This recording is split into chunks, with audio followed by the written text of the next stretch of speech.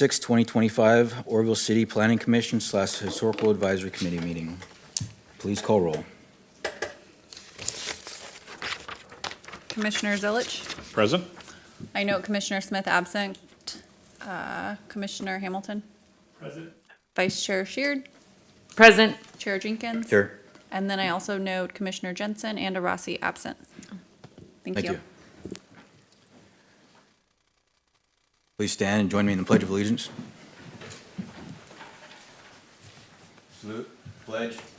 I pledge allegiance to the flag of the United States of America and to the republic for which it stands, one nation, under God, indivisible, with liberty and justice for all.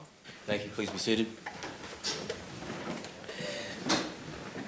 Is there anyone here tonight that wishes to speak about an item that is not on the agenda? No? Okay, we will move on. If it's okay with the commission, we would like to reorder the items. 3 would be the first item, 4 would be the second item, 2 would be the third item, and 1 would be the fourth item. Consensus? That's Yes, fine. that's fine. That's fine. Okay, staff report for... One point of correction, the item 1 that is now number 4 isn't a full presentation tonight. It'll be part of the planning commissioner's report out. Okay, thank you. So we will open the public hearing for item 3. Staff report, please. Yes, Commissioners, Wes Irvin, City Planner. Is this on? Yes, it is. It is, okay. I am here in lieu of Christina, who is out on leave for an undetermined period of time, so we all wish her well. This item is a Aegeus Outpatient Treatment Center.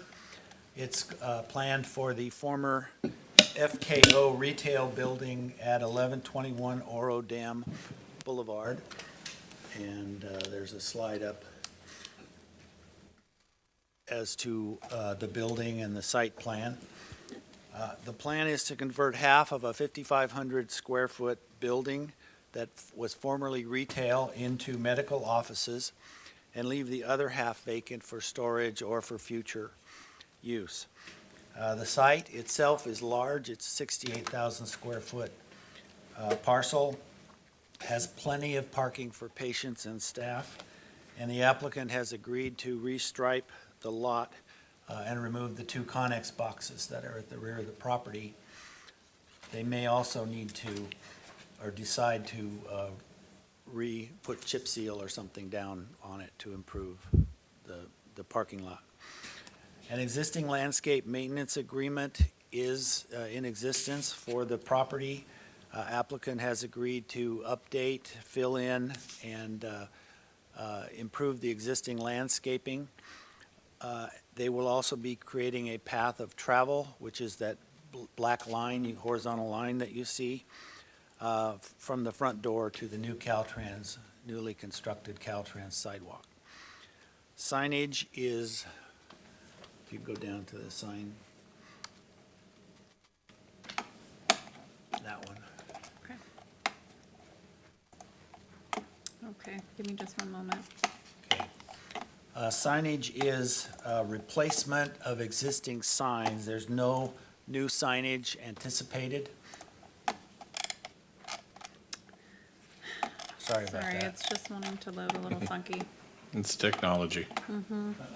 So I can get it up on the screen, Wes. It's just gonna be a little lopsided. That's okay with you guys? Sure. Okay. There it is. 3 existing signs already, the boxes are there, and so it's just replacing the images. Applicant has agreed to secure the trash enclosure, and operations are primarily from 5 a.m. to 1 p.m., 7 days a week. There'll be about 15 to 20 employees, strong security with cameras and building alarms, et cetera, and staff training.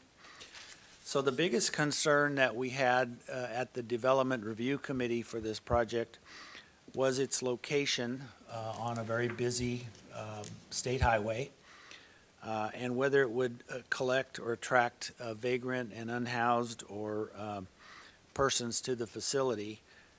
Applicant has assured the DRC that their operations are typically quiet and not known in the neighborhood very often, isolated, and don't generate much of a public nuisance or police or medical calls. It operates exactly like a medical facility.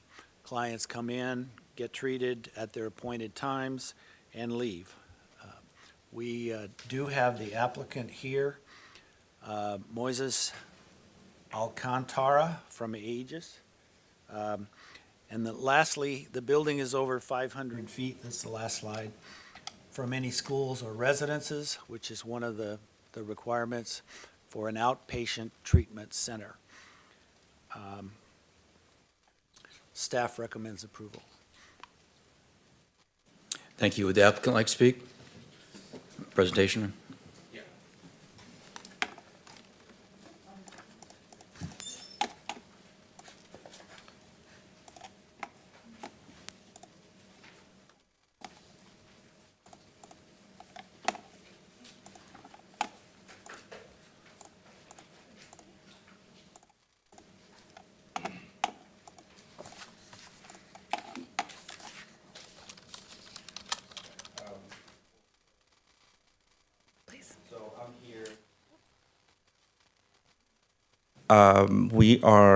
Currently we're looking to possibly open our medication unit here in Orville. Just a little bit of background on just our company and where we've operated. Currently we have a little bit over 40 clinics just throughout California, all the way from Eureka down to LA. My region alone, I'm normally in the North Central Valley, but we have about 14 clinics. 5 of those are medication units, which is what we're looking to place here, if possible, in Orville. Here's on the sheets that I provided with you guys is just a little bit of background on some of the information, mainly relating to our Chico Clinic and Butte County. So the way it would operate is the medication unit is kind of like a substation from that main clinic, which would be Chico. Right now, currently, our Chico Clinic has about 514 patients. 90 of those currently have Orville addresses or reside in Orville. So right now, they're commuting over there or around this area, traveling to the Chico Clinic on a daily basis if they don't have what we call take-home medication. Allowing us to, really have the medication unit here in Orville will allow them to, not have to worry about that commute or not have to travel, and kind of focus a little bit more on their recovery and being able to obtain the services that they need here in Orville. So currently, just a little bit of background on that second page, a little bit about our census demographics. Currently, we have, as I said, 514 patients, and here that's a little bit of a breakdown of just how they're divided, just payment-wise or insurance-wise. Our medication unit, so right now we currently provide 2 different medications for our patients. Now we do serve patients who have opioid dependency, so we do provide the 2 main medications are methadone and buprenorphine. With those, the way the process goes is a patient goes into our clinic. They'll meet with the doctor. The doctor will evaluate them and diagnose them with that opioid dependency. The doctor will work on putting them on a stable dosage, and then from there, all of our patients are tested monthly, a random test to measure how they're doing or where their progress is. The doctor and the counselor will provide that patient with a treatment plan to help them, with any needs that they might have, any referrals that they might need, and connect them just throughout those services. And every patient is, they see a counselor about once a week, just to make sure, checking in, working on recovery skills, working on life skills, and anything that they might need to help them, succeed in their recovery and become, basically just, succeed and continue to do well, and how we can, put every effort into that. There's a saying in recovery, it's easy to get clean, it's hard to stay clean. That's always the biggest struggle, and that's why, a lot of our counselors big ups to them. They really provide, they really are on the ground, putting in all the work, our whole team in our clinic. So that's just a little bit of the background on there. On the next page, as you guys can see, so I'm pretty sure you guys have heard, everybody's heard about the opioid epidemic and how it's continued to grow, and it's a never-ending battle at times. And I really, like I said, kudos to our team all throughout California and all of our clinics, anybody that's in the field. It's always a battle. But here you can kind of see how the epidemics kind of evolved just throughout the years. So I was a counselor, I started back in 2014. Fentanyl was something that we never really heard of. And, here we are 10 years later, and on that second graph, you can kind of see just how much that yellow line has gone up. It continues to grow, and it's a continuous battle that we're still fighting. But, like I said, our counselors, our doctors, our medical team at our clinic are putting in all the effort to continue to see how we can, move that needle and really help the patient succeed. Just a little bit of background on our Chico and our Butte County patients.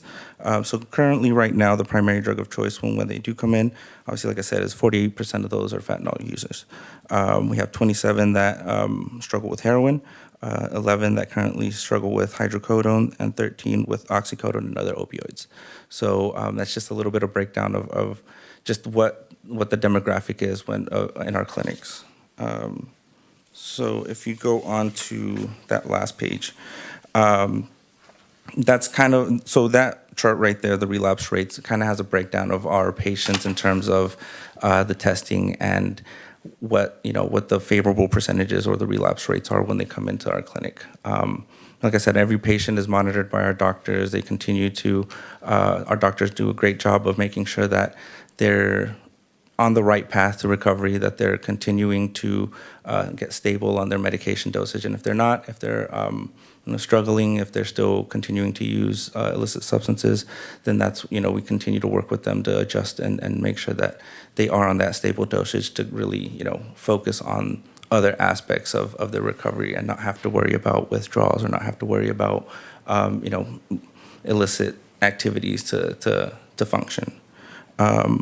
So continuing on with a little bit more about our Chico Clinic and our Butte County patients. Currently, our average time in treatment for our patients who are currently on methadone is about 48 months. And for buprenorphine, which is the other medication that we provide, it's about 39 months. Right now, we have about 72 patients of those 500 that are currently working towards, completely going to zero and completing the program. Right now, out of those 72, 24 are currently under those 20 milligrams. So, once a patient is ready to make those steps towards completing the program, the way it would work is they would meet with our providers, meet with their counselors, continue to work on that maintenance and make sure that they have the tools to continue to succeed. And little by little, they'll come up with a plan in that treatment plan to lower their medication dosage until eventually it gets to that zero. And like I said, a lot of times it's really a battle at times, but we continue to do what we can to help them succeed. And right now we do have 54% of our patients that currently have take-home medications. So the way our take-home medications work is when a patient is doing well on treatment, they've provided a record of a few clean tests of no illicit substances in those urine analysis tests. Eventually they'll qualify for take-home medication. And in those take-home medications, we provide them with the medication. It's kind of says it in the name. You get the medication, you get to take it home. You don't have to come to the clinic so often. When you would come to the clinic for your appointments, you would come to the clinic for your doctors or your counseling appointments or anything urgent that you might need to do that day in that clinic. But other than that, they're able to take the medication and go home. And some patients have six. We have patients that have six take-home medication dosages. We have some that have 13, 14. So it varies on just how well and how much time and how stable they are in their recovery. And just, a little bit of background, like I said, on the medication units. I've been a part of a few that have opened just in different cities. I want to say the medication units, any worries, any issues, we're always quick to help and resolve them. really, like I said, in Chico, there's about 90 patients. So we would make sure, obviously that the flow doesn't affect anything, that the hours are limited. Sometimes it can be a small staff, but like I said, they help with the flow and the transition and ensure that, like we said before, it sometimes, it's hard to even see that we're there because we don't make that much noise. But yeah, that's just a little bit about us. Thank you. You may get some questions when we're Yeah. discussing. Definitely. Thank you. Is there anyone here who, from the public who wishes to comment on this item? I have no submitted comment cards. Oh, it looks like she raised her hand. Okay, we have, is it three minute? We do. We have a 3-minute time. And then when you get up there, would you mind just stating your name for the record? Thank you. Good evening. My name is Marcia Henderson, and I wasn't anticipating speaking on this because I wasn't familiar with the agenda, but I want to applaud these people for wanting to do something good for those who are in need and that are dependent on opioids. It's a very definite epidemic that we have in our country. So thank you. My concern is that it is a site that, in my opinion, is not appropriate because I don't know if you're from out of town. I believe you're probably from out of town. Oroville has had to work really hard, and especially the Planning Commission, to try to turn around the perception that other communities and the public has of who we are and what we stand for, and are we supporting good businesses or are we just treating drug people? And I say that not to be mean. I'm just saying that it is a perception that other communities have of us. And so we're really trying to make Oroville be a place where businesses thrive and where people feel safe to be on the streets and to go from business to business. The problem that I see with it being where it is, it's not near other medical service buildings. And like in Marysville, I know they have a clinic there, but it's right adjacent to the hospital there at the one end of town. And when you're taking people and, I know that transportation is an issue, and you're taking them out on a busy street, a busy boulevard, there's a lot of traffic. I just don't feel like the rest of the public is going to feel welcoming. And I don't want the people who are getting treatment to feel bad about getting treatment either. So I think that this site would be more appropriate in an area that where other mental health services are offered or other medical services are offered, to be in conjunction with what they're trying to achieve. That's just my opinion. Thank you. Thanks. Thank you. Anyone else? We will close the public hearing and limit discussions, or close the public comment and limit discussions between commissioners and staff. Do we have any questions or comments? Well, yeah, I did have questions. It might be of the applicants. What percentage of patients actually get to zero dependency? Do you know? In all of the different, I know, because I know you do quite a few of these. We have all 4. It's being recorded, so microphone, if you please. And we also Sorry about have that. some representatives of the applicant on Zoom too, Okay. as well.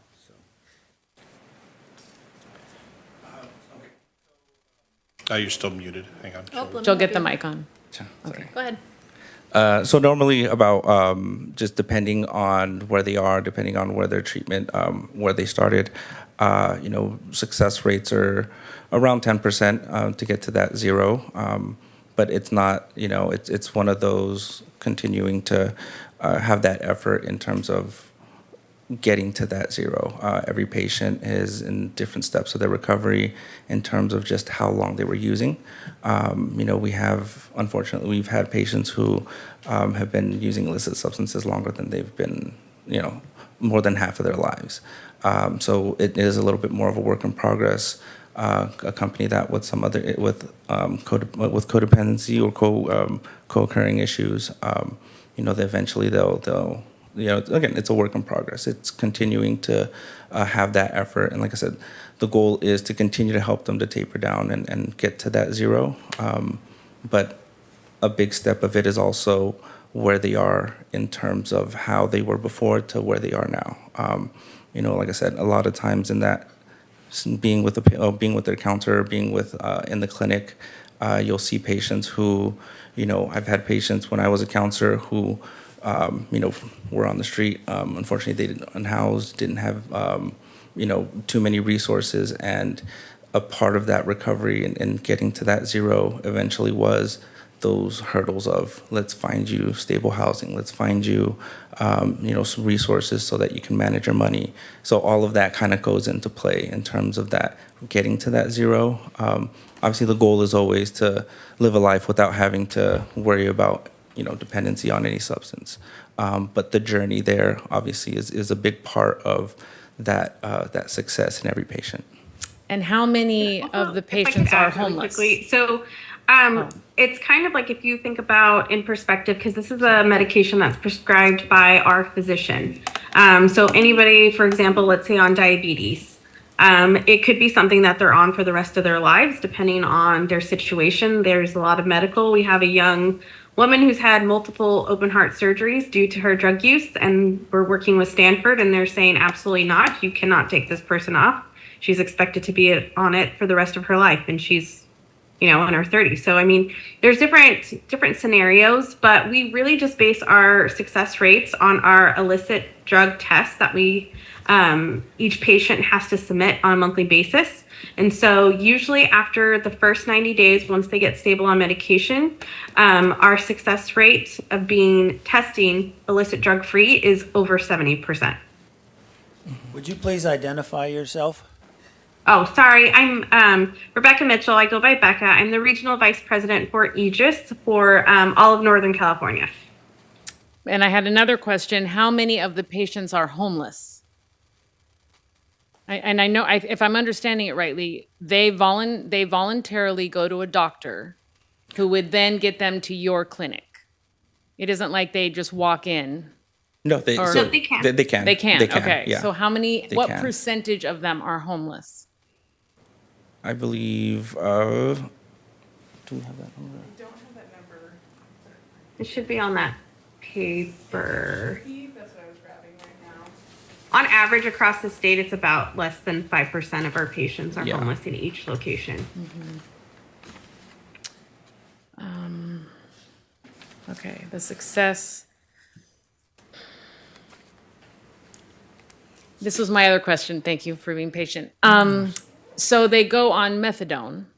Methadone Right. or buprenorphine. either. Okay, these other drugs that you try to wean them off, and it hopefully is more of a stable drug or something. When they take that drug home, how much of that winds up on the streets? Do you have any? I mean, I'm sorry, I live surrounded by a lot of this. I watch it. I watch the deals. I don't know where they get the drugs from. So when I hear people that are struggling take home drugs, it definitely makes me concerned.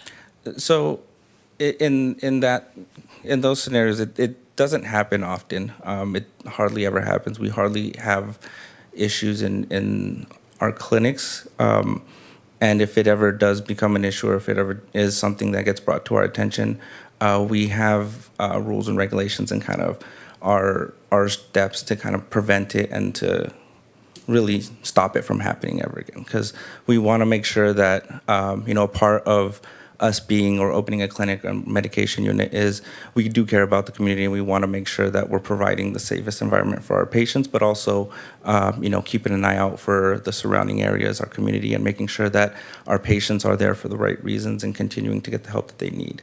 Any patient, obviously that's doing well or that is earning those take-home medications, we look at a few things before we give them to them, and that's stability in terms of housing, stability in terms of their urinalysis tests and improvements, and just making sure that in their one-on-one check-ins, with their counselors that they are showing that progress, and you know, along with seeing the doctor to make sure that is the benefit of them having those take-home medications, does that outweigh any risks or any dangers?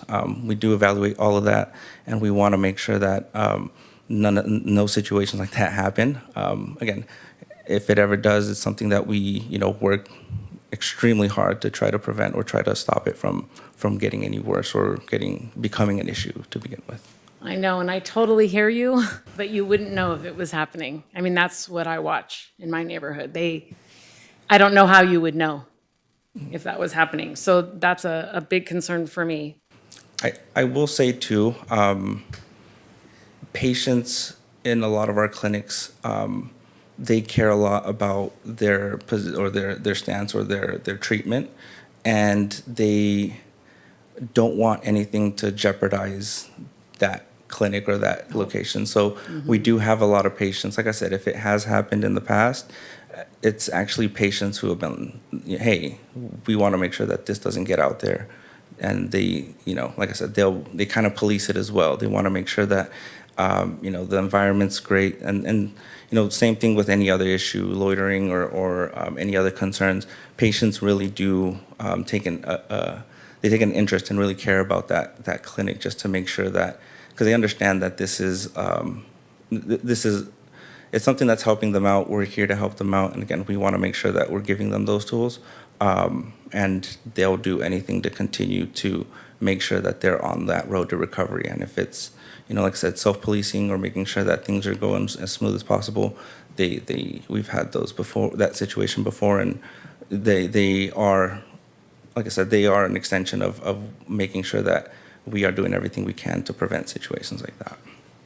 Yeah, I mean, I love the idea. I want people recovered, absolutely. But I know that it's difficult, and it's tough I would say it's almost impossible to regulate what I'm seeing. So I too am concerned about the location, and given the fact of the struggles that we do have with drugs in our community and homeless. Yeah. And I don't think I have any more questions. Do you have any of your clients that are court ordered or court mandated to report to you for treatment? We have had a few. We've had patients who, you know, that's part of their probation or part of their parole of just, you know, continuing to seeking drug treatment. So we do coordinate. We look for any possible way to help that patient out. So we'll do, you know, we have the releases of information to really coordinate and work with whoever they're working with in drug court, any information that they might need. Obviously, it's we want to make sure that, like I said, we don't have any barriers in that sense. So we're always open to working with parole, with probation, with drug court, anything, which we've done before in the past. So We also have contracts with carceral operations. We treat them on a regular basis. We have contracts with CDCR and WellPath. So we try and do a warm handoff. And that way, you know, if they are being released from jail or prison, they're already in treatment, they're already receiving services, they're already getting referrals for multiple other services, because we're trying to do our part to make sure that those patients just continue on with services instead of reverting back to what they were arrested for previously. So as I had said in the development review committee, when you guys were there, I fully support having this clinic in this town. I've lived here since '82, and it breaks my heart that we need the clinic, but I do fully support having the clinic in this town. I really do. My only heartburn is the location, and that's just a personal heartburn because of where it's at. It's a very long sidewalk. It's very far removed from where everyone lives. And for those that don't have vehicles, they're going to be walking down that sidewalk. And Oroville does have a stigma to it. It really does. And it's not going to take long for Facebook to pick it up. And it's, you know, it's just going to go wild. And I know you probably have a really good PR department that looks out for things like that, because it's part of your whole operation, I'm sure. But it's just the location for me is what gives me the largest heartburn about this, honestly. But it's not the clinic, because like I said, I do believe the clinic is needed here. Those 90 patients that are really actively seeking help shouldn't have to go all the way to Chico to get that. They should be able to get help at their home here. I fully believe that. It's just the location for me. And just a little, you know, I don't know, little bit of background on we have had situations, like I said, where that concern has been brought up. But again, we do everything we can to try to prevent any loitering. We have what's called a good neighbor policy to make sure that we're, keeping in mind our neighbors and making sure that they're, that they don't have any issues with our staff, our patients, with anything. So we do take action in terms of wanting to take those concerns and see, how we can minimize them or how we can improve them or make them non-existent. A lot of our patients with on the breakdown on the sheets that we handed out, a big portion of our patients are Medi-Cal beneficiaries. Part of that benefit also is having those rides, and our staff, they have rides to their medical appointments, and our staff take the time if they see that somebody's struggling or see that, hey, this person's hanging around too long, hey, come back in, let's get a call, let's see how we can arrange this ride so they can come pick you up and take you where you need to go, to your house, to your location of residence, wherever they are. Because, like I said, we don't want that to be a concern or we don't want that to be an issue in terms of just any issues that might pop up. We do everything we can to try to prevent that. Regarding the location, this is not the first location that this company has brought to us for possible location. They had one site on Feather River Boulevard, which was closer to residences and lots of unhoused activities and such. We discouraged that. One of our primary objective standards is distance from schools and distance from residences. So this site is superior to the other one that they brought us before from that standpoint. So. Right. And Commissioners, may I add, hi, Daniel Friedman, representative for the applicant here. I do want to just stress the weight of that kind of comment, which is, I hear the concern, but it's not as easy as you might think to find the perfect location for a use like this, right? What did staff just explain? They don't want it near. The city would prefer it not be near locations of homeless encampments. The city would like it to not be near locations of schools and sensitive receptors. There's other reasons for certain sites which are preferable. For example, standalone buildings tend to be easier because, right, you could be in a commercial complex, but there may be other commercial uses that may not be super compatible. And so I want to stress that I understand the concern, but for a lot of reasons, this actually is a very good site. And it is not as easy as I think one might think to find a site that checks every single box on the entire list. So I hope you understand the context. Oh, I do. No, it was, I was not saying you need to go find another spot. It's just unfortunately the stigma that a location like this brings, that's all, in a very public location, that's all.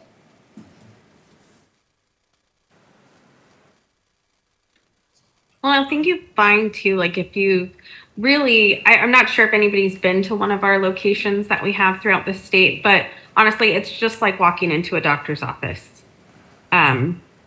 That's what all of our patients, that's what any community member that's ever been to our location is. You're walking in, it looks just like a doctor's office. And we try and get our patients in and out as fast as possible.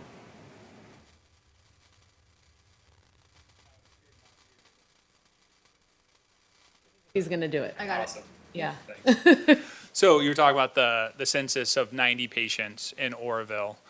So with that being said, would we be bringing any other patients from outside areas to treat in Oroville? It's really in whatever locations are neighboring Oroville that are traveling out there to Chico as well. So if it's a neighboring, 90 patients right now are at the Chico clinic. I believe we have a few that go to the Marysville clinic as well because they commute that way. So that one's less than 20, I want to say. So those patients, like I said, they'd have that centralized location in Oroville where they can medicate. But if it's a small neighboring town, and they travel that, and it's closer to get to the medication unit than it would be out there, it's an option for them. Okay, so maybe like someone like from Gridley potentially could come to Oroville, right? How I That's a neighborhood, yeah, I mean, that's a yeah, neighboring community. yeah, Yeah. yeah. I don't know if you can see my screen, but I have, I don't know if you can see this, but here's a map.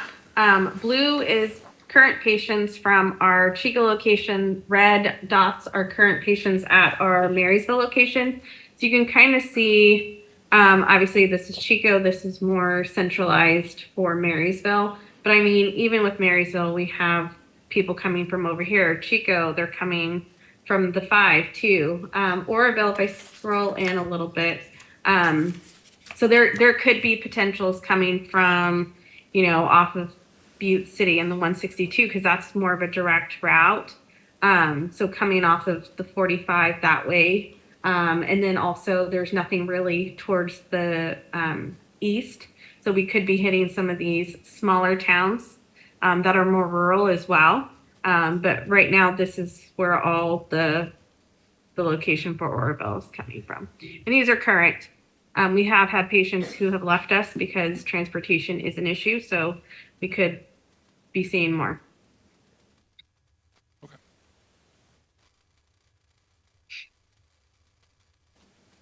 Do the commissioners have any more questions or comments? Of them, I don't. I have comments. Thank you. Thank you. We are open for a motion. I have to say, my concern really is the location. I know that mall very well. That's where I shop. It is not, just across the street, the Food Max grocery outlet. It's a tough area. We have a lot of this in our town, and I just don't feel like the residents would be happy with that placement. That's my opinion.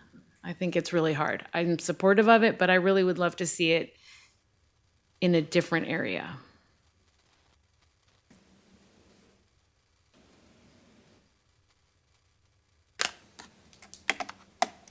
So what's our procedure for a no motion?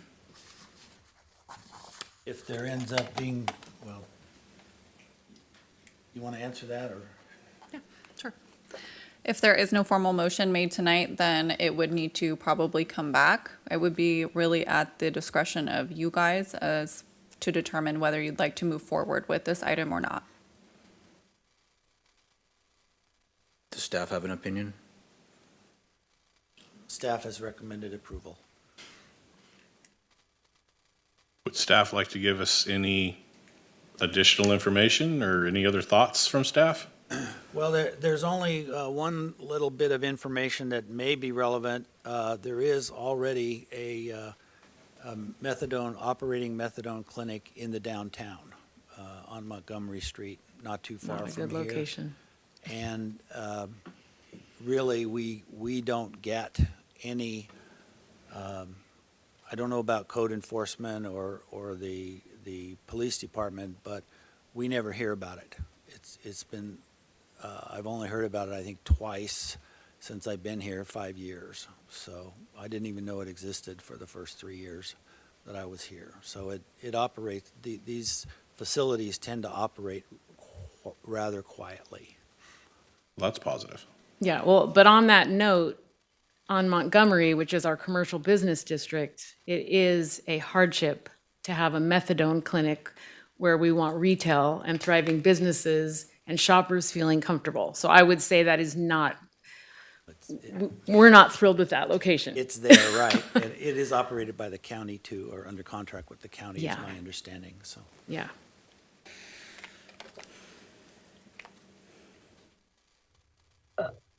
May I address the commission? Sure. Yep. Thank you, commissioners. I guess the only additional feedback I would have is that, right, what's before you is a use permit application. And the city has findings relevant to a use permit application. Staff prepared a staff report analyzing the project relative to those findings and recommended approval based on those findings. Obviously, as the applicant, we think we meet those findings. Staff agreed we meet those findings. I understand there's concerns or maybe hope that this could have been somewhere else, but it doesn't necessarily change the fact that the application meets the findings. And so we would just ask that the staff, that the commission adopt the recommended action. We hear the concerns. Like staff said, these uses are very quiet. I live near one, and similarly, I never knew it existed. I didn't know what it did until I started being involved with the company. And so, I would just urge the commission to consider the findings and whether it meets those findings, and hopefully adopt staff's recommendation. Those findings are on page 7 of your Planning Commission packet. And while it may get approved, I'm sure no one wants to have their name on the person to be the one that made the motion. Well, I can also say, I mean, we've got a few locations that are actually right beside elementary schools. So I know that there's a lot of concern in regards to that and being next door, but honestly, we have zero issues beside elementary schools. We have a shared driveway in one of our Southern California locations with a private school, a very expensive private school. Never have had any issues at all. It really is just like if you're going to your doctor's office. We were in Manteca for well over 7 years before they even realized we were there. And then that's when the, newspaper articles started coming out and everybody's like, wait, 7 years? We didn't even know. So I know there's a lot of fear and there's a lot of concerns when it comes to what we do. But I mean, I can assure you, we can also have you speak to any of our other neighbors and they can tell you there's really never had any issues. So let's say we went with this, and let's say we saw a bunch more foot traffic and a bunch more issues over there. Then what? Then are our options? Are we just kind of going to have to deal with that, or what can we do? I guess that's my question. Condition number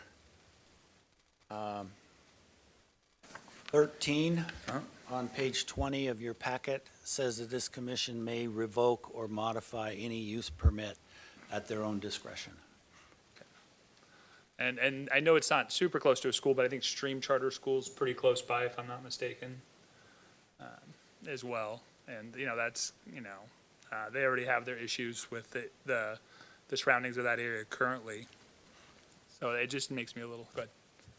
My biggest concern about the location was the Big Five. It's really our only big sporting goods store in the area, and it's directly across the street. It's probably within the 500 feet, matter of fact. If one of the options for this commission is to table the item until next meeting, at which time you may have a fuller commission and may be able to have a more robust discussion. I don't know. Yeah, we could do that. I don't feel like, when I think about the residents and they find out that is going right in that location, they're not going to be happy. That's my bottom line. And further, Natalie, if I may, I'm sorry, if punting this to the next meeting, with this happening, it could raise more awareness in the community. Those members who are concerned could come and speak. Yeah, that's a good point. That's a great point. If this weren't in this location, are there locations that it would have been, would the use be allowed without, would it be permitted without a permit in certain zones? Is it only a use permit because it's on the 162? It's a use permit because in Oroville, outpatient treatment clinics trigger a use permit. Okay, it wasn't specifically because it was on that, That's correct. Okay. Medical offices are permitted by right in the Okay. corridor mixed-use zone. Oroville is a unique place, and we struggle, kind of like what Marcia said. We're really trying to get away from a lot of the drug use. And so the residents are very sensitive.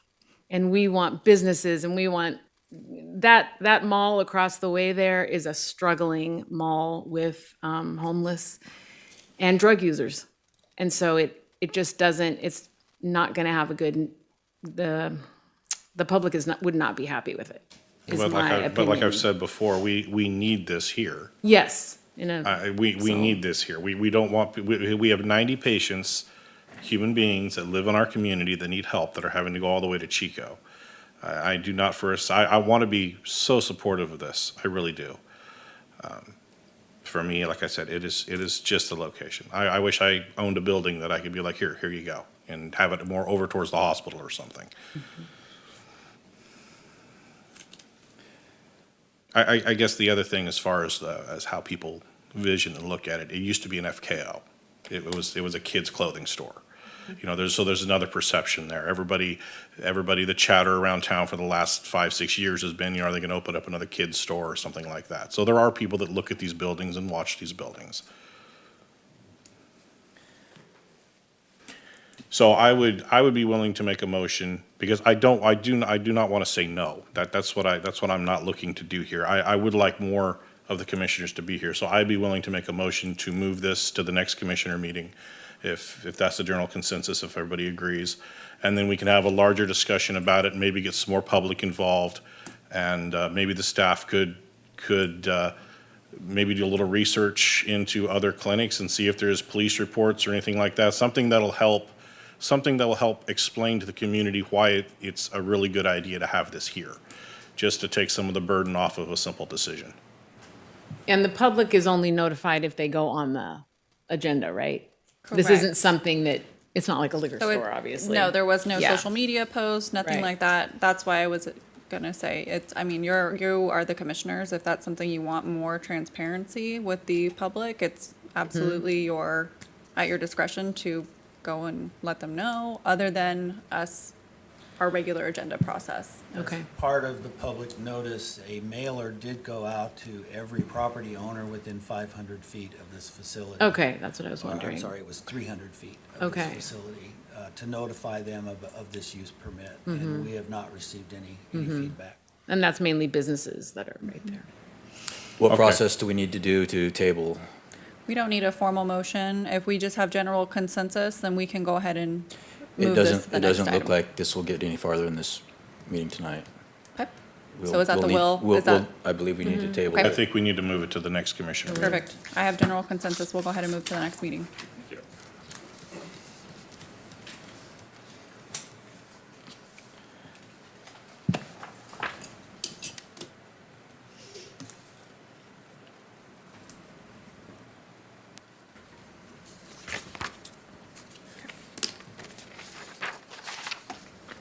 We will move to item 2. Staff report, please. Which is the former item 4? The former item 4. Yes. Is now item 2. Thank you, commissioners.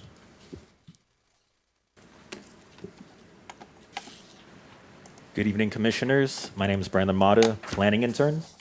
This item concerns a subdivision project located in Thermalito, known as Grand Acres. The original approval included 25 manufactured homes on approximately 8 acres and was subject to conditions specific to that type of housing. However, a subsequent set of conditions was later approved to allow for stick-built, single-family homes instead. These revised conditions are now the active conditions for this project. Tentative subdivision maps are valid for 3 years, during which time the applicant must work towards final map approval.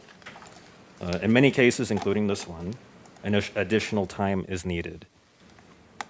Extensions of up to 6 years are allowed, with the applicant eligible for an additional 1-year extension following the approval. Staff recommends approval of a 2-year extension to the tentative map. And that concludes my presentation. Thank you. Do we have an applicant or any representatives wishing to speak on this? I have nobody present online. Do we have anyone from the public that wishes to speak on this item? I have no submitted speaker cards. Thank you. I don't believe this was, I guess this wasn't a public hearing anyways. Okay, do the commissioners have any questions or comments? I mean, we approved it before for, What's the extension gonna be? yeah. Yeah, I think it, We're open for motion. yeah. I make a motion to do the 2-year extension, is that correct? Is that the motion's being held up for? That's correct, 2 years. I'll make a motion for the 2-year extension. I'll second. Is that good enough? If you don't mind modifying that motion to staff recommendation as agendized, then we'll capture everything inside of it. The staff recommendation. Thank you so much. Yep. Perfect. And I have the second. Natalie, does that still Yes, I stand? second it, Perfect. yes. And then can I just I'll call the commissioner, since not everybody's here today, Commissioner Zilich. I agree. Okay. Chair Jenkins? Yes. Perfect. And then you two motion, so are those yeses? Perfect. Thank you. Motion passes unanimously. That concludes our regular business. We will move to item 3, which was item 2.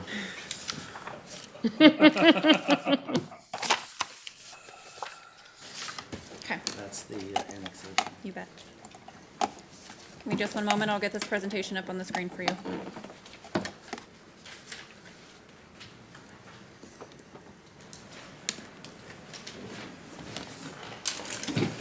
Christina's with us in spirit, Yes. with her. Did you, I can operate them. Okay.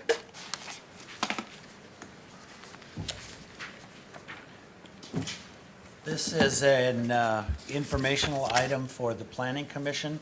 We're not going to be asking for any votes or anything, but we would love to have comments back from the commissioners on this.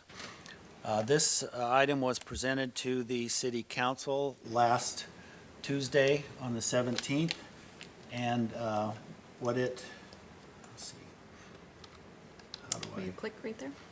click? Yep. Will you just click anywhere? Oh, left click. Left click. Yes, there you go. Oh, going on. I'm not sure you're gonna click right there. Do you see the arrow? I can't see the mouse. Sorry, right here. Oh, there it is. All right, what we requested was a budget of $49,425 with RSG Incorporated to do a feasibility study of these potential annexations. And that was approved by the council, so we are going under contract to get this done. Every so often, the city does consider an annexation strategy. We did one in 2007, we did one in 2011, there was some small annexations in 2020. And we have since been receiving interest from several applicants, or several landowners, about potentially annexing into the city. And so we've put together another initial draft here. As the feasibility study moves forward, as landowners talk to us, as the county talks to us, we will be getting lots and lots of input over the next many, many months in order to move this project forward. These are the areas, the city limits are in green, the areas are in orange, and I'll kind of go over them one by one. There's another area that we're adding, it's North Table Mountain, north of the city limits, north of Garden. And that is owned by the Hmong community. It's the location where they're planning to put their international temple and large community, mixed-use community up there. So that's one that we would like to add. That's not on this map, but I have information about it since the city council meeting.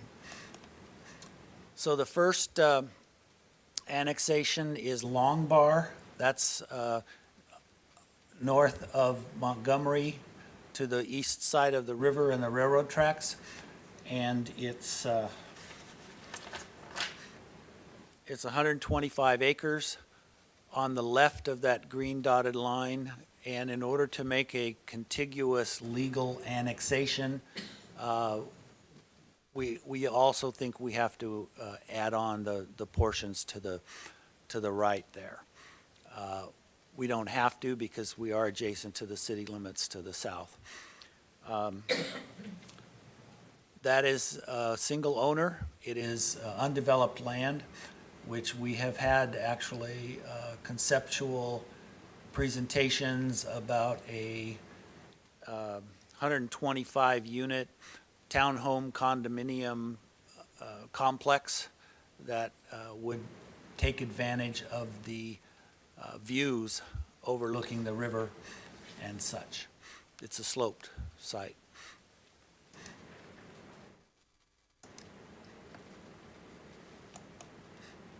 The next site is in our general plan. It's called Rio de Oro.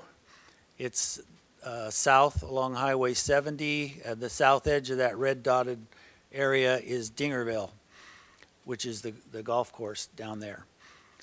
There are several options as to what would be annexed, but the red dashed line area is subject of a specific plan that was designed in about 2008, 2009, which would include, I can't remember, 20, is that a 2,700 homes?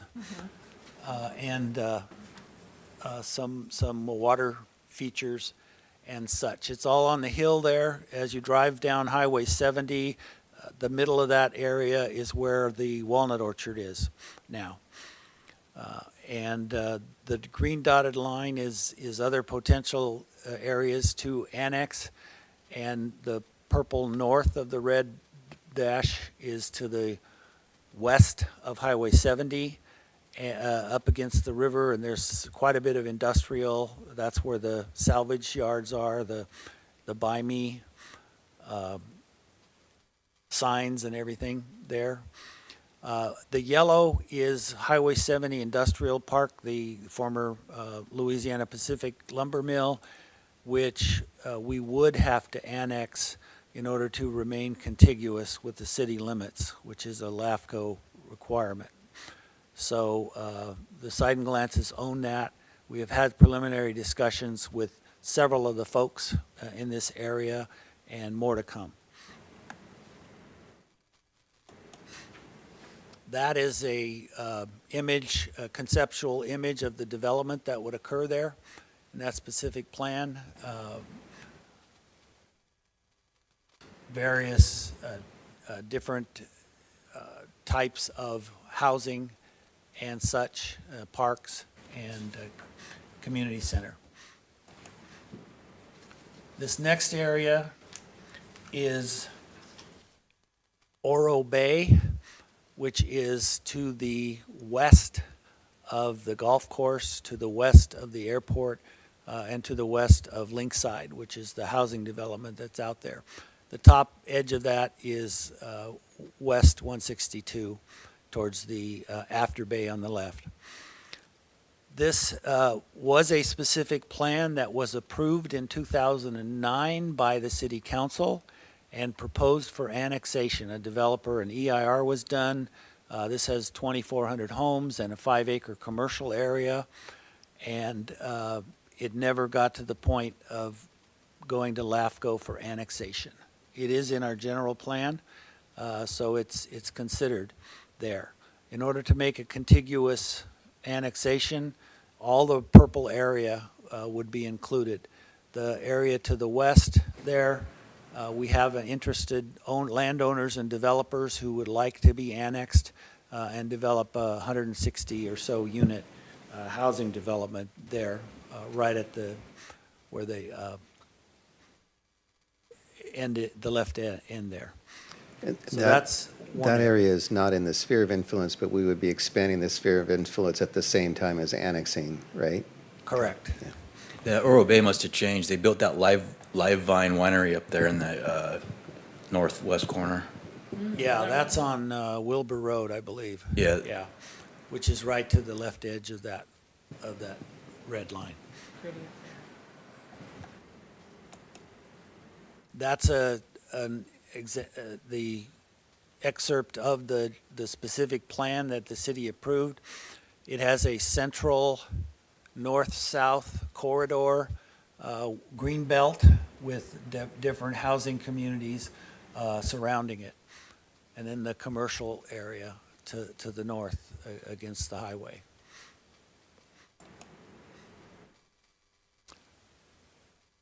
when we annexed Ruddy Creek in 2020, the LAFCO told us that they did not like the flag, that the city limits went along Highway 162 and then expanded again at the airport. And we've got housing out there and such.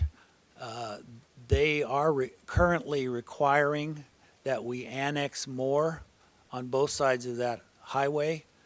And so that is why this is in here. This is the only area of potential annexation that is developed. There are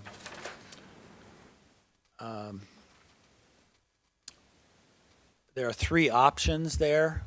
The red area, the green area, which is the smallest, and then the larger area, which would be annexed. We had a developer make a presentation at the last city council meeting, and they also have suggested to annex north of Ruddy Creek, which is north of Feather River, and that would be north of Feather Avenue, I'm sorry.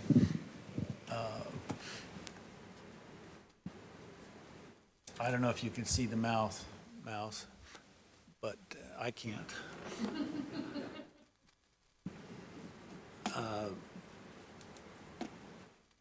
This is Ruddy Creek, which is in the city limits, and they're proposing to annex this part too, and they've been talking to the landowner as well, which is a very low density development. They've also outlined 2 or 3 other potential vacant land areas in Thermalito for annexation. So lots more discussion has to occur there.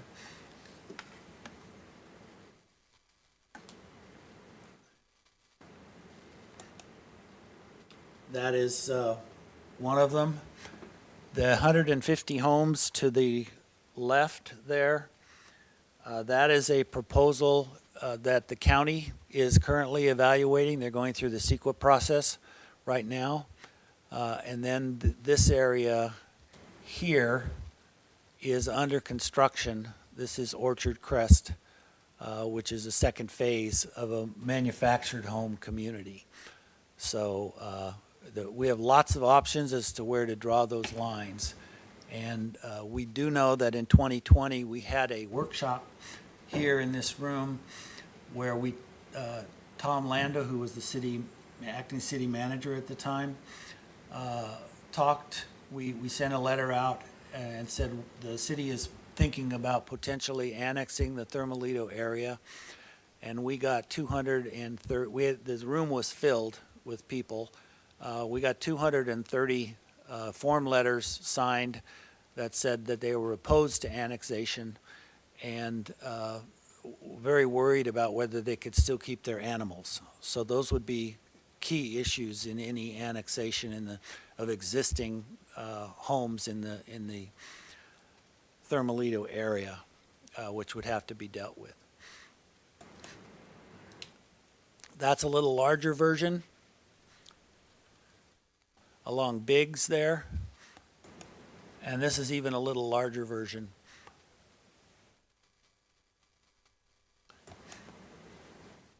The next annexation is one that we're not sure of. This is Ophir Road and Lincoln. Ophir is at the south edge, Lincoln is on the right edge, and there's 170 acres in there. It's all vacant except for two mini storage units along Lincoln there, one house, and then a lumber and a shooting range in there. This is where Yosemite Clean was going to put its hydrogen biomass plant, which is an iffy proposition at best. So this is more of a heavily industrial area. This last area is the North Table Mountain area. It's the blue cone there. The yellow is Martin Ranch, which is a specific plan area of residences that has long been approved by the city. And so there's lots of conditions for that one. The Hmong community owns, I won't get, they have an official name, it starts with a Z. But they own all of that land. They own Martin Ranch, the yellow, and they own the blue cone there. So their intent is, we have a concept as well to develop that with housing, with that international temple, with schools, with parks, with housing, with commercial, with a hotel, et cetera. So there's lots that could go in there. There's quite a few houses right north of Garden. They bought all those parcels? No, they don't own those. And those would presumably be annexed as well. There is a mini storage area there in the red too, and that is Garden, the intersection at Highway 70, and we have lots of interest for that piece on the corner for a gas station. It's zoned highway commercial, so it's intended for a truck stop or something in the future.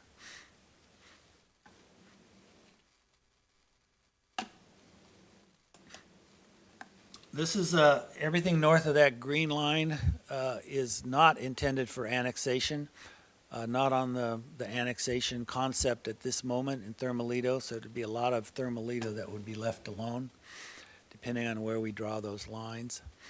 A couple of the developers' parcels are in there.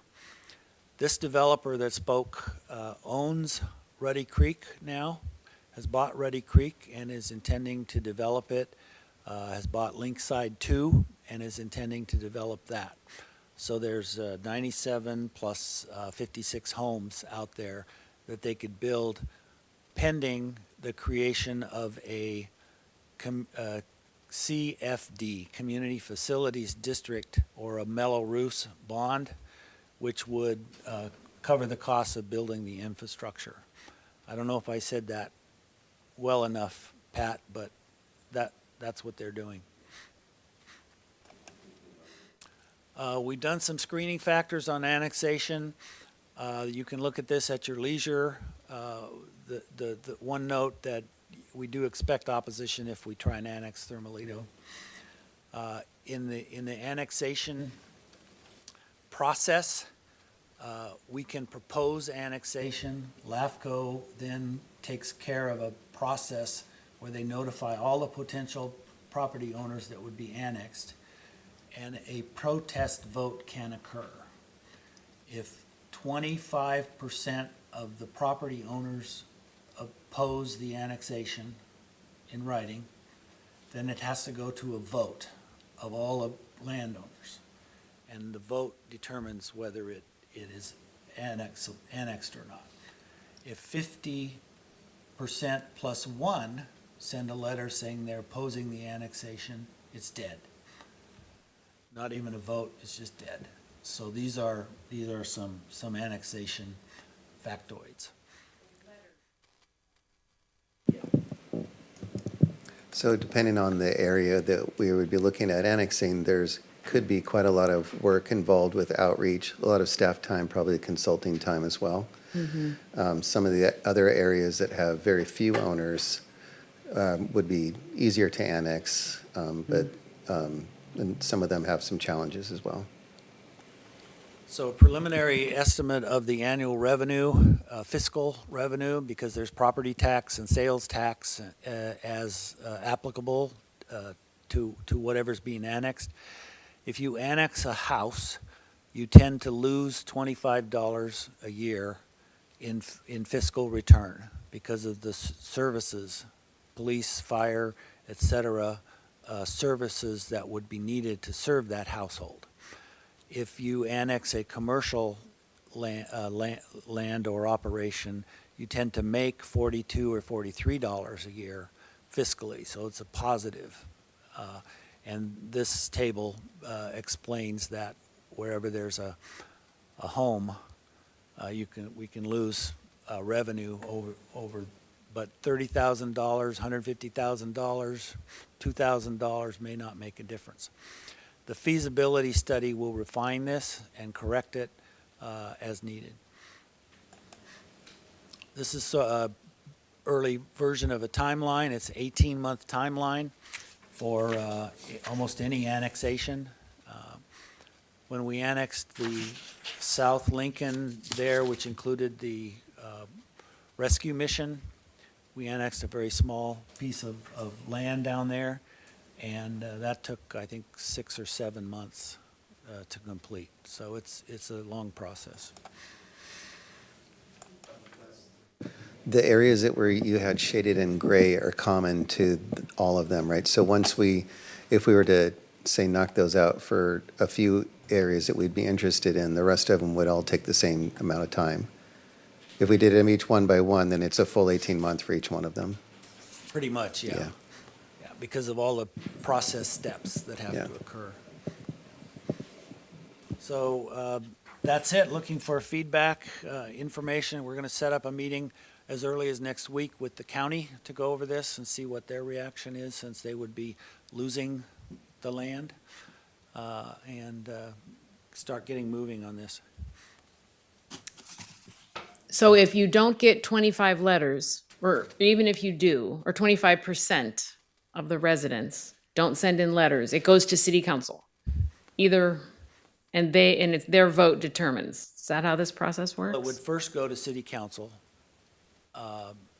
There would be public comment and public input, so there would probably, in some cases, be a groundswell of opposition, so the city council would have to make a decision based on all that public input. If they voted yes to annex, it goes to LAFCO. Application goes to LAFCO. Local Agency Formation Commission, every county has one. And LAFCO starts a process where they notify all of the residents and give them an opportunity to object in writing at Okay. that point. Then the LAFCO board votes on whether to approve it or not. The LAFCO board is composed of 2 representatives from the county and 1 representative from most of the cities, each of the cities around. I don't know who our LAFCO representative is. Ruth Duncan, Finance Director. And so all the cities and the county basically vote as to whether they want to see this change in jurisdiction or not. So that's the process. You know how our budget can't take care of our roads right now? That's what I've heard. I think I have that accurate. What does annexation do to the fact that we can't maintain what we already have? We get all the benefits and we get all the problems, just like buying a house or a used car. So we get more roads to maintain that we don't have the money for, and more sewer lines and more infrastructure. I brought that up when the MSR was presented to LAFCO and approved by LAFCO. I brought that up and suggested that it is quite an expensive proposition to take over some areas, and then I did point to Southside that those roads and the infrastructure over there is become, kind of a financial problem for us. And their response was that they're not asking us to take it all. They said they just want to widen the flagpole. That's their main thing. So that's why Wes put together those neat maps that have different versions of how much we might go to expand that flagpole. So for us to take, as Wes had mentioned earlier, for us to move over to the west, which is, one of our bigger opportunities for expansion, we have to widen the flagpole. I want And I'm new sorry, homes. did you introduce that area, that strip as a flagpole? It's I the think I- vernacular that we yeah. use for the 162. Yeah. So the property taxes that come with annexation presumably cover the costs of public services, roads, et cetera. And if some of these areas that are on this annexation plan get developed, like Rio de Oro or Oro Bay or Long Bar or any of these others, then the city really makes good on all the Totally. all the new impact fees and Yes. development and all of that. So And the residents that are now, new residents that are now Are shopping shopping. in the city. Hopefully shopping. Right, and voting for new city council districts. Yeah. Is this all one package deal, or it's going to be massaged? Like the vacant, it looks like some are going to be easier and Like they're, a la carte kind of a thing. well, yeah. the, Is it a what we pick and took to choose? council at the last meeting was also an agreement with a company that's going to do a survey for us. So they're going to do a feasibility study to see what the costs are. And that feasibility study will likely inform us to how we proceed. So we know these lands, some of them fairly intimately. We know the owners. We know that some of them really would like to be annexed. I mean, they've been requesting that. We know that in the Thermalito area, that one of the concerns is that we'll rezone things and they won't be able to carry on the lives they've enjoyed.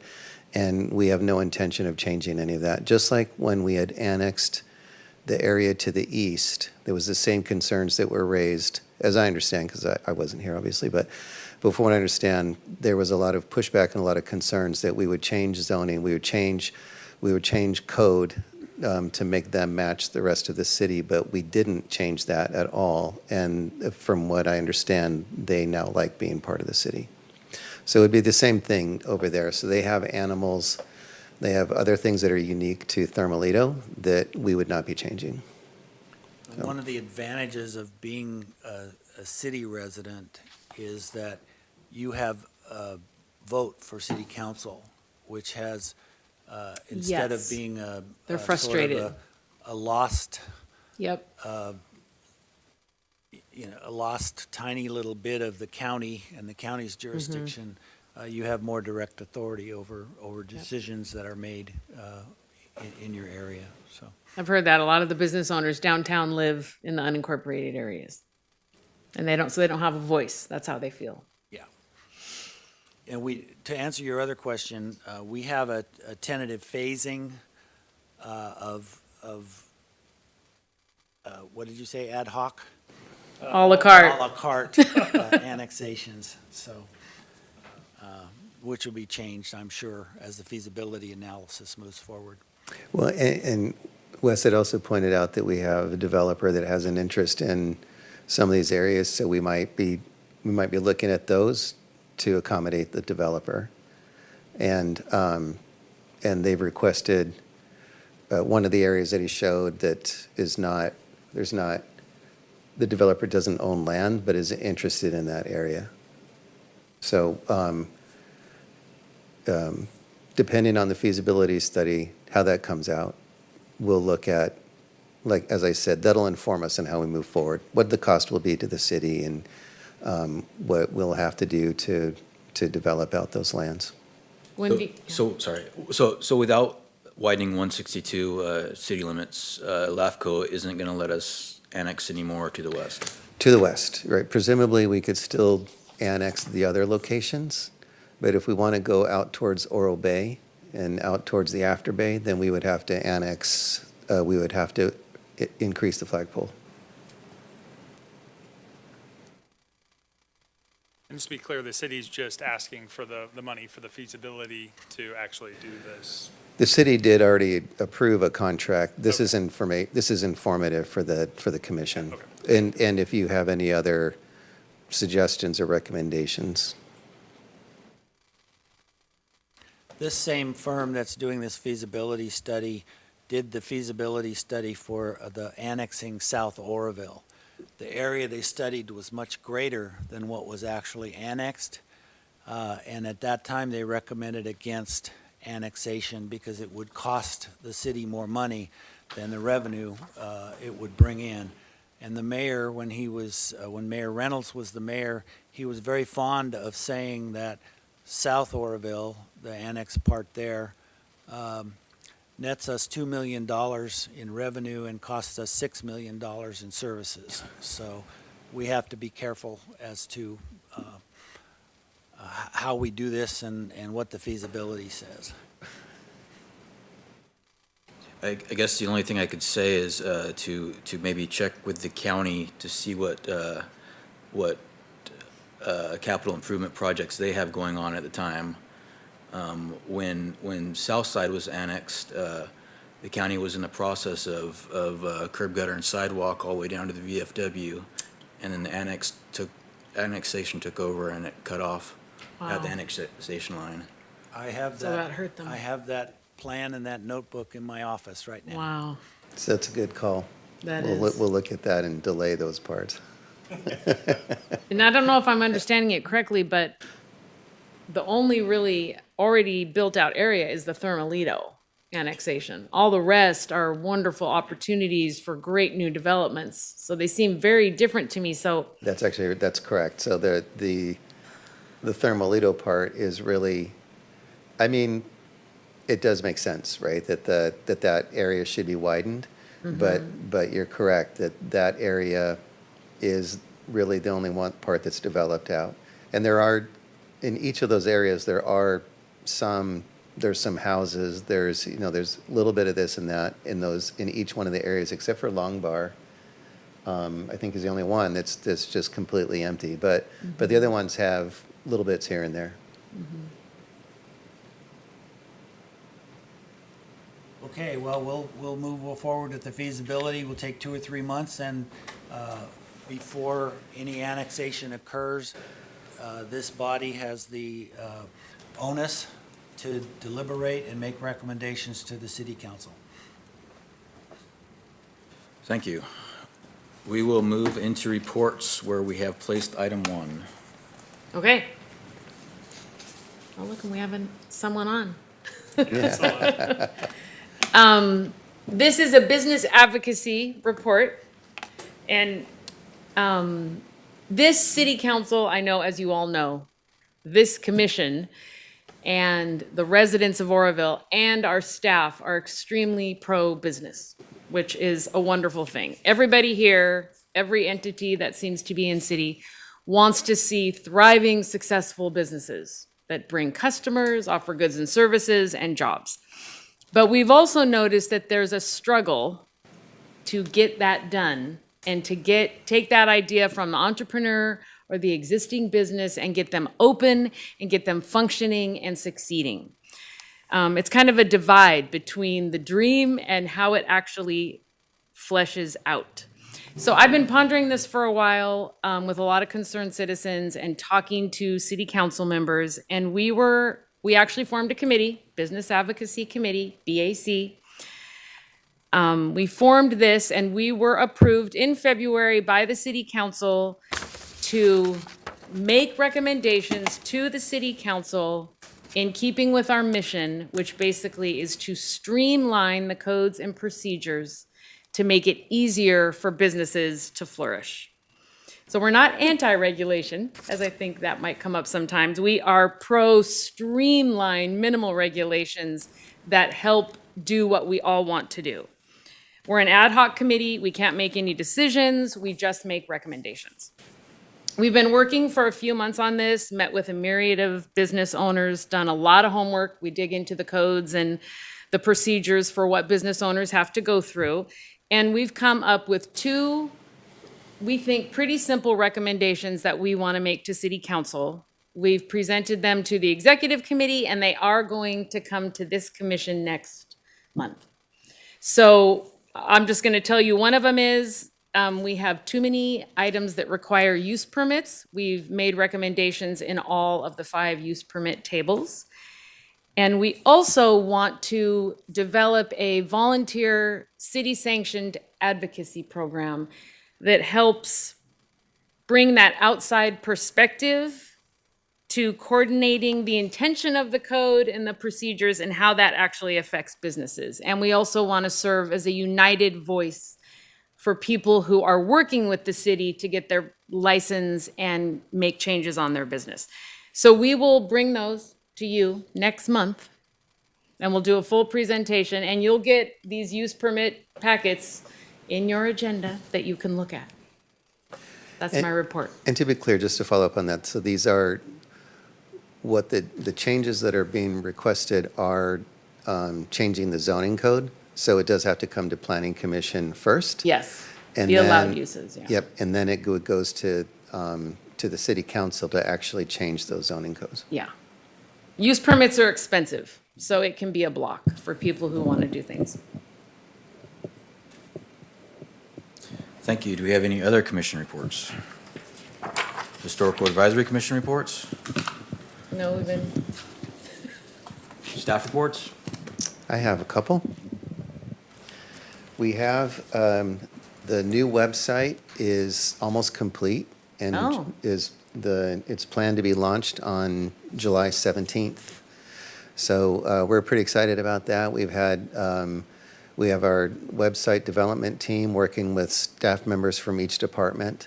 And it should be, I mean, for one, it'll be now accessibility compliant, but it will also be much easier for people to use and to navigate, and should be pretty great for the community. At the same time, and I know I've been talking about this, giving reports out about it used to be called On Camino. The company changed their name to Clarity, which is a much better name.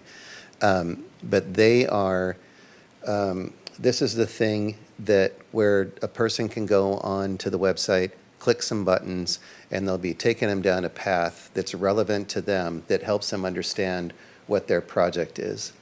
The first part of this, we're launching this in 2 phases, and the first launch will be, it's actually just about ready right now, not quite, but we decided to hold off until the 17th and launch it with the new website. So the first part that we're doing is special event permits and business license. So the process of opening up a business will be included in that. The second phase will be a development. So the building and planning concerns, everything that would go along with that for opening up a new business, building a new building, or remodeling your home. Yeah, we're really excited about that. We think it'll be, this will not be, this website will not be required for anyone to use it, but it's something that can help a person understand the process. And I'm just going to do this again, sort of high level, but when I'm given a piece of paper with a whole bunch of information on it, it's hard for me to digest it, distill it down, and pick and choose out of there what is relevant to me and what I want to do. Because what is on that page for building or planning may not have something to do with what everybody, it's all the information that's needed to be provided in the universe of building and planning, but it isn't, but you have to pick out what it's relevant to you. So this web tool, and you can do it on your phone or on the web, you click some buttons, and each one is a choice that moves you down the path of what your project is, and then it helps you understand at the end of it, in theory, everything you need to know. So who's your water supplier for that area? Who's your sewer provider? What zone are you in? What are you allowed to do in that zone? There'll be little notes along the way for, you're in zone PQ, and what does that mean if you want to put in a restaurant? You probably can't do it. So all along the way, it gives you these little notes, and it tells about things, maybe even some little notes about how do you, if you're doing your kitchen, what that might mean for an electrical upgrade. How many outlets are you going to need to have now as opposed to what you had before? So little notes about that all along the way to hopefully really take away some of the mystery that people have, and the things that the questions that people have are the questions that people have, but they don't know they have them. So people don't always come into City Hall to ask us the questions, and often when they do come in to ask us questions, they don't know the right questions to ask. So they may get from us answers of what we think they're asking, but when they come back in and have spent some money on their project, and we realize what the full extent of their project is, now we have to unroll that, and sometimes that might cost them money. So we really want to take all of that away to make it easier for people. Is it going to be exploratory? Like, can you play around on it and go, Can oh, I play can't around do it. this here. Let me go try something else so you could, To are you to some committed? degree, but, and so you can also, you can go in as a guest and you can just play around, or you can put in the address that you want, or you can create an Yes. account and you can save your things. So I want to remodel my kitchen, oh, I don't really like that. Let me remodel it this way. right? Okay, and you can save each of those things, and, the remodeling the kitchen may come out the same every time, but I want to open up an ice cream store, Yes. and I want to do it here. Oh, it doesn't work there. I want to do it here. Oh, it'll be a problem if I do it. It'll be difficult to do here. I want to do it over here. Nope, I Okay. don't like any of that. I'm going to build a beauty salon. So, and you can save all those things, and you can come back and look at them later. So you're going to roll out phase 1 on the 17th. When does phase 2 actually, is there a date set for that yet? TBD. Okay. It's a much bigger part, Yeah. right? Because There's a whole lot more codes. there's a whole lot more codes. There's a whole lot more that we have to put together. And I have asked the ad hoc committee, and I don't know if you remember, but you did say that you'd be interested in helping us test. Oh, yeah. Well, I was already thinking I want to play on it. Yeah, so Yeah. before we goes, we're almost done with our testing. And then once it's done with our testing, then it'll be ready in play mode so that you could go through and play around with it. So see what it might be. And then what we're really hoping, because when you launch something like this, there's going to be things that we've missed. So we can always plug things in. Yes. But what we'd really like is to have some people that don't know exactly what they need to do Right. to plug through there and say, like, I didn't understand this to this step. And so then we can either put a note in or we can put another button. So, but we wanted to build, this will be a living thing. We'll be building it over time. We're going to have notes in there for the public that's using it to give us some feedback, to let us know what they wish that they had that was different. So, And you pay your fees on there. no, so. Okay. Yeah, so that's why I prefaced this before I started with, this is not mandatory. You don't have to do it. Going through Energov is where you'll do your fees. We're going to have a link on there that will take you to Energov, and quite honestly, you'll be doing it twice because Energov is going to require you to do things. This will flush it out a little bit more for you. Energov will be putting your application in for a building permit, but what we are, this is designed for people that just want to play around and figure what their project might be, or they know what their project is and they want to know what they're going to be facing when they come into City Hall. So as we had talked in the ad hoc committee meetings, we know for sure that there's people that don't want to come into City Hall. City Hall is a scary place. And we're trying to change that, but it is what it is for right now. So this is to try to sort of unwind that, make it a little bit, or, let people explore things before they come in. And then I'm just going to capitalize on that. We really are wanting to change this, we want to take the veil off the city and have people come in and talk to us. So clarity will be great, but we really do want people to come in and work their projects out with us. Let us help.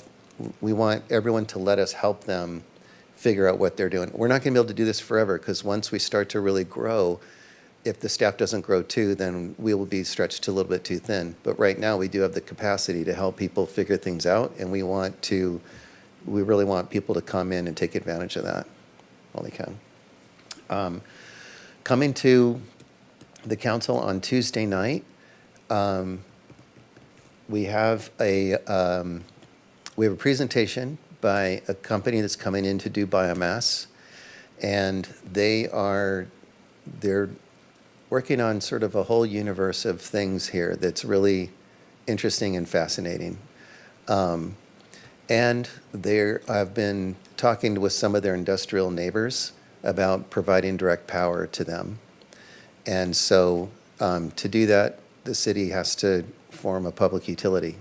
So what the staff recommendation will be is to provide or give direction to staff to continue working with this group for their development and to explore whether or not it works to create a public utility and have that work.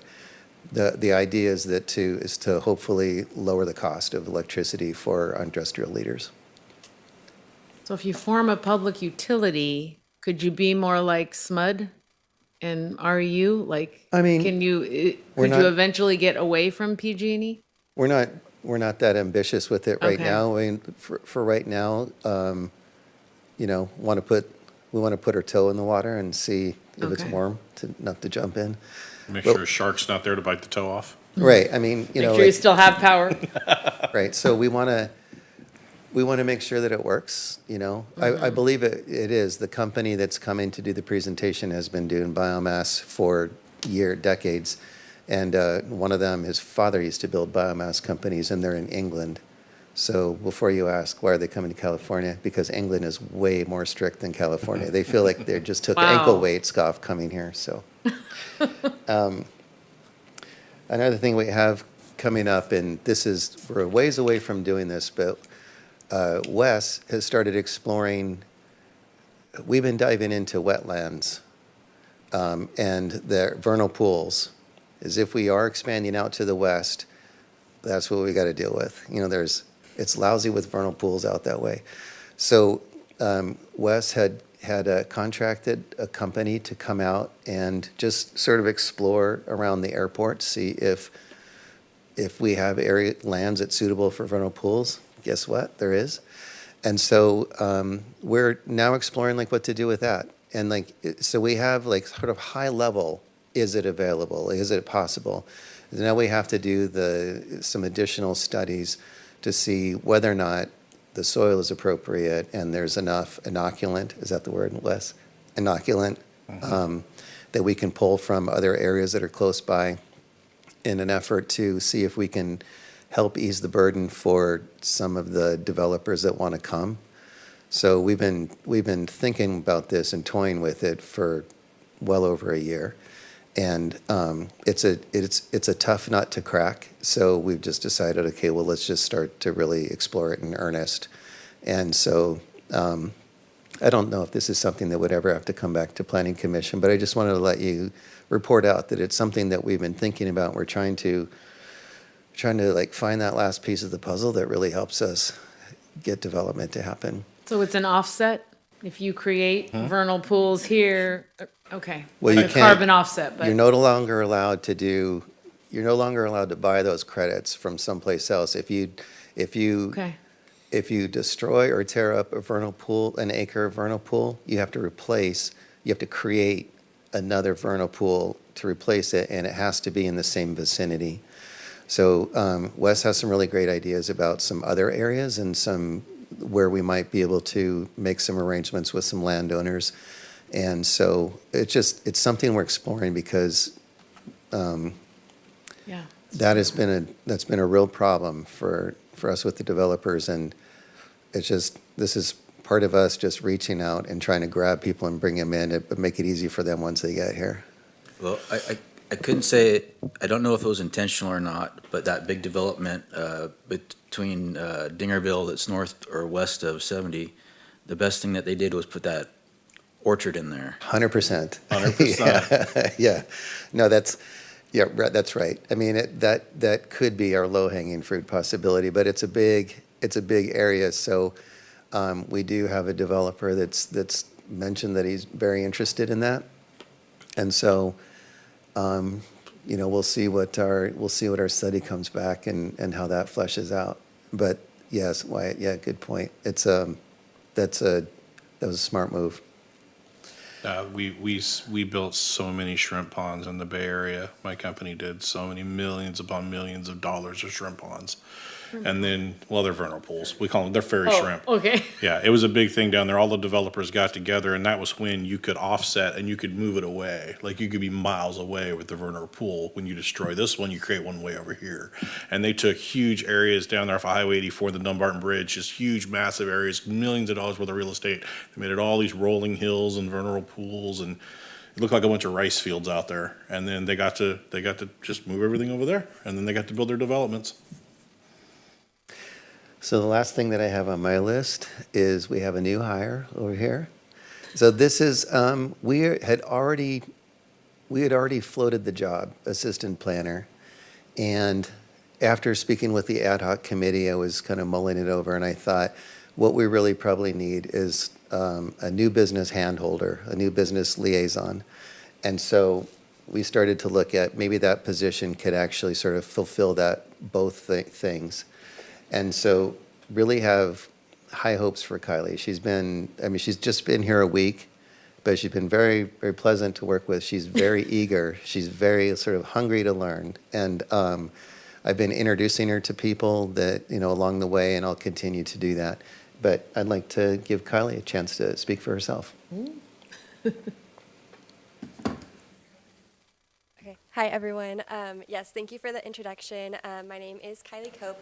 I just graduated with my Master's of Public Administration. I've been here less than a week now, but I've always been very passionate about local government and community engagement. I've really enjoyed getting to meet everyone so far, and I'm really looking forward to this role, so thank you. Local government. Local government's the best. Yeah, welcome. It's It's where where- it's at. It's where the magic happens. It's where you can make a difference, for sure. Yeah, It's where you can right. make a difference. That's right. And we're all on the same team. That's right. Much better. That's all I have. I have 3 or 4 short items, informational items. A couple of you don't know probably that when you approved the use permit for the food truck village, Oh, wait, we didn't approve Yeah, I it. was like, We approved it, but he didn't. you approved it with Okay. conditions. with these and conditions, it's okay. One of the conditions was that he add accessibility requirements. He appealed this to the city council, and the city council approved the appeal, which means he does not have to install accessible features into his food truck village. He does have to do the rest, the site plan and making sure that the passage of vehicles is safe and everything. So we're working with him on that, but he does not have to do accessibility. His big argument there was that the second he put anything in there to make the place more accessible, it would expose him to serious liability issues in case somebody came and said, oh, it's not accessible enough for me. So the city council absolved him of that responsibility. Does it expose the city? The city is not exposed. Okay. I won't say much more about that, but we, the staff, believe that that is, the decision does not comply with legal requirements, but more to come. Last week's city council meeting was very rich and very full. There were 19 items on there. Wow. Went till 9:30 at night. I'll just give you some highlights because they're interesting. The developer presentation that talked about community facilities districts presented.